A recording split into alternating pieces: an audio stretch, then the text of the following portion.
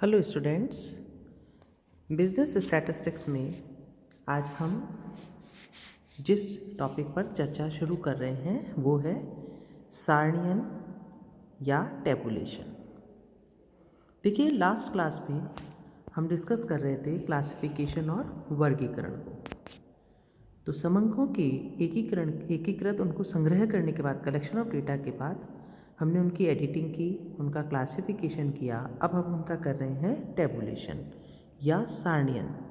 सामान्य अर्थों में हम क्या कहेंगे कि एकत्रित समंकों को वर्गीकृत करने के बाद इनका प्रस्तुतिकरण तथा विश्लेषण सुविधाजनक एवं समझने योग्य बनाने की दृष्टि से इनका सारणियन किया जाता है। तो हम क्या कह सकते हैं कि सारणियन क्रमबद्ध ढंग से संग्रहित समंकों को खानों व पंक्तियों में प्रस्तुत करने की रीति या प्रक्रिया है। तो देखिए, जो संग्रहित समंक है वो सारणियन के माध्यम से हम क्या करते हैं, उनको इतना सुगम और सरल बना देते हैं कि वो आसानी से समझने योग्य हो जाते हैं।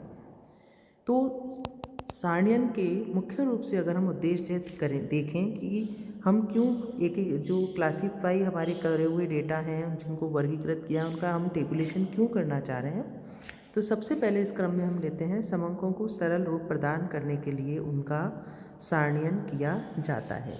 क्योंकि जब हम कलेक्शन ऑफ डेटा करते हैं तो वहाँ वो बहुत आसानी से समझ में हमें नहीं आ पाते। क्लासीफाई होने के बाद भी हम इस तरीके से उन्हें प्रस्तुति करते हैं टेबुलेशन के माध्यम से कि वो जटिल एवं बिखरे हुए समंकों के स्थान पर सरल एवं संक्षिप्त रूप में समझने योग्य हो जाते हैं। तो इस तरह के तथ्यों को क्रमबद्ध तरीके से खानों व कतारों में प्रस्तुत कर दिया जाता है।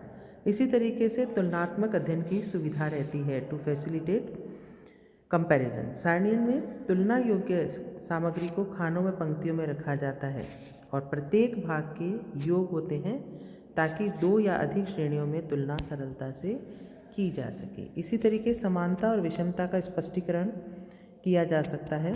सारणियन के द्वारा जो समंक एक जैसे हैं उनको अलग लिया जाता है, जो दूसरे तरह के विषम हैं वो उनकी क्लैरिटी, वो डिसिमिलर को अलग ले लिया जाता है। जैसे हम स्त्री पुरुष का यदि यह हम अलग अलग दिखा रहे हैं तो हम उन्हें अलग अलग खानों में दिखा करके शिक्षित अशिक्षित इस तरीके से हम उनको विवाहित अविवाहित, तो हम समानता और असमानता की जो हमारे समंक हैं उनको आसानी से सुगमतापूर्वक हम स्पष्ट भी कर सकते हैं और उनकी भिन्नता से वो समझ में भी आ जाते हैं। इसी तरीके से समंकों को संक्षिप्त रूप प्रदान करने के लिए भी सारणियन किया जाता है। जो बिखरे हुए समंक होते हैं उनको एकत्रित करके इस तरीके से एक साथ रखा जाता है सारणियन के माध्यम से, ताकि उनका विश्लेषण व निर्वचन किया जा सके। अब हम देख रहे हैं एडवांटेज ऑफ टेबुलेशन। सारणियन के क्या लाभ हैं, उसकी क्या इम्पोर्टेंस है, उसका क्या महत्व है। तो सबसे पहले हम देखेंगे कि सारणियन के माध्यम से जो समंक हैं वो समझने में सुगम हो जाते हैं, बहुत आसानी से समझ आ जाते हैं। तो ये इसका एक सबसे बड़ा एडवांटेज है। इसी तरीके से सारणी में प्रस्तुत सामग्री आकर्षक होती है, अट्रैक्टिव फॉर्म में होती है, तो ये भी एक डेटास को प्रभावशाली बनाते हैं। तो हमारे मन मस्तिष्क पर उसका एक तरीके से ऐसी एक छाप पड़ती है कि ये हमें आसानी से समझ में आ जाते हैं। जैसे मान लीजिए हम किसी के रिजल्ट के प्राप्तांक यदि मार्कशीट में देखते हैं तो बहुत आसानी से हमें समझ में आ जाते हैं। इसी तरीके से सारणियन द्वारा बहुत अधिक सूचना को बहुत कम स्थान में प्रस्तुत करके हम उसमें मितव्यता जो होती है स्थान की और समय की जो बचत होती है वो भी एक इसका एडवांटेज है। गणना में तुलना में सुगमता रहती है सारणी के द्वारा जब समंकों को क्रमबद्ध तरीके से प्रस्तुत कर दिया जाता है। कोई अशुद्धि भी यदि हो जाए तो वो आसानी से पता लग जाती है। इसी तरीके से संदर्भ में सहायक होते हैं, हेल्पफुल इन रेफरेंस होते हैं। आवश्यकता पड़ने पर सारणी संदर्भ के रूप में, रेफरेंस के रूप में भी कार्य करती है। साथ ही साथ देखिए, सांख्यिकी में सारणियन के द्वारा जब हम अपने डेटा को प्रदर्शित करते हैं तो उनका प्रेजेंटेशन बहुत अट्रैक्टिव हो जाता है। साथ ही साथ अशुद्धियों की जांच व गणितीय क्रियाओं में भी सुगमता हो जाती है और स्टैटिस्टिकल एनालिसिस में भी टेबुलेशन जो है वो सहायक रहता है। अब देखिए, हमने पिछली क्लास में जैसे क्लासिफिकेशन किया और आज जब हम टेबुलेशन की बात कर रहे हैं तो क्लासिफिकेशन में भी हमने क्या किया था, एकत्रित समंकों को उनकी नेचर के अकॉर्डिंग हमने उनको क्लासीफाई किया था। तो अब हम देखेंगे कि इनमें फ़र्क क्या है, इनमें डिफरेंस क्या है। पहला हम लेते हैं क्रम। देखिए, दोनों के क्रम भिन्न है। पहले हम जो एकत्रित समंक है उनको क्लासीफाई करते हैं, वर्गीकृत करते हैं, उसके बाद हम क्या करते हैं, उनका टेबुलेशन या सारणीयन करते हैं। दूसरा हमारा उद्देश्य अलग होता है। वर्गीकरण में समंकों को समान व असमान गुणों के आधार पर अलग अलग वर्गों में बांटा जाता है, जबकि सारणीयन में उन वर्गीकृत समंकों को खानों और पंक्तियों में हम क्रमबद्ध रूप में प्रस्तुत करते हैं। इसी तरीके से अगर हम प्रक्रिया की बात करें तो वर्गीकरण सांख्यिकीय विश्लेषण की प्रक्रिया होती है, जबकि जो सारणीयन है वो प्रस्तुतिकरण की एक रीति होती है। अगर हम गुणात्मक तथ्य पे जाते हैं तो क्लासिफिकेशन में हम गुणात्मक तथ्यों को प्रकट कर सकते हैं, जबकि सारणीयन में इन्हें हम शीर्षकों में, उपशीर्षकों में प्रस्तुत करते हैं, गुणों में हम इन्हें प्रस्तुत नहीं कर सकते। तो ये कुछ बेसिक डिफरेंस है। अब हम बात करेंगे सारणी के मुख्य भाग की, कि जब हम एक टेबल बनाते हैं तो उसके मेन पार्ट्स क्या क्या होते हैं। सबसे पहले इस क्रम में हम लेते हैं सारणी संख्या, टेबल नंबर। तो सबसे पहले हम टेबल नंबर का उसमें नंबर देते हैं, टेबल नंबर 1, 2, 3, 4 जो भी है। उसके बाद सारणी का शीर्षक, हेडिंग या टाइटल। तो टेबल का हेडिंग जो है या टाइटल जो है वो ऐसा होना चाहिए जिसमें जो समंक हम प्रस्तुत कर रहे हैं टेबल में, उनकी प्रकृति, क्षेत्र, समय आदि के बारे में हमने स्पष्ट रूप से पता चल जाए।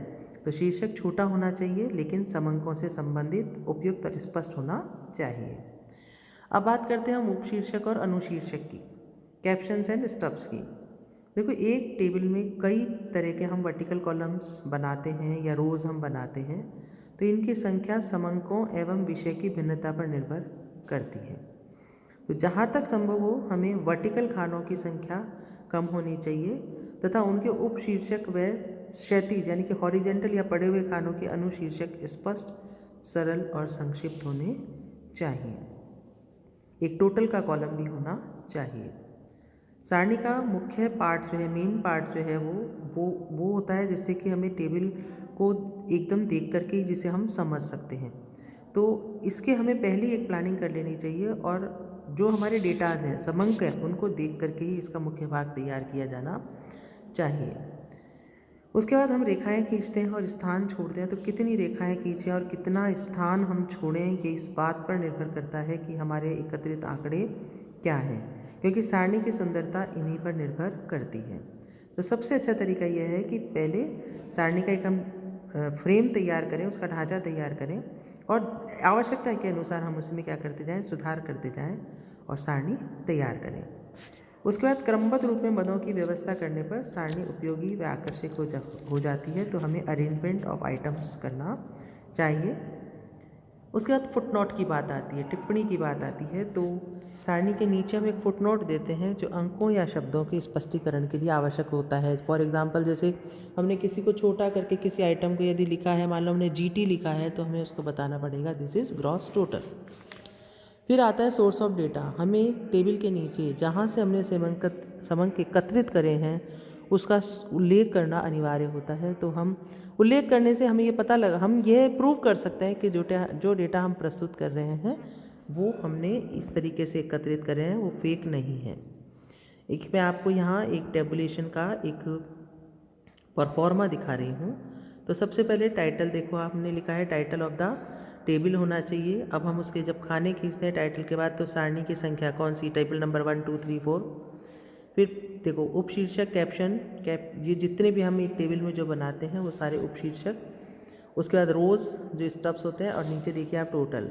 और सबसे नीचे जहाँ टेबल की हमने पूरी लाइन खींची उसके नीचे हमने लिया है फुटनोट और सोर्स। अगर हम कोई टिप्पणी देना चाहते हैं या सोर्स हम बताना चाहते हैं कि हमने ये डेटा कहाँ से कलेक्ट किए हैं। फॉर एग्जांपल, अगर मान लीजिए हमने रेवेन्यू कलेक्शन के डेटा पे अगर हमने कोई टेबल बनाई है तो वो हमने RBI से लिए हैं या AG ऑफिस से लिए हैं या अन्य किसी डिपार्टमेंट से लिए हैं, उसका उल्लेख हम यहाँ करते हैं।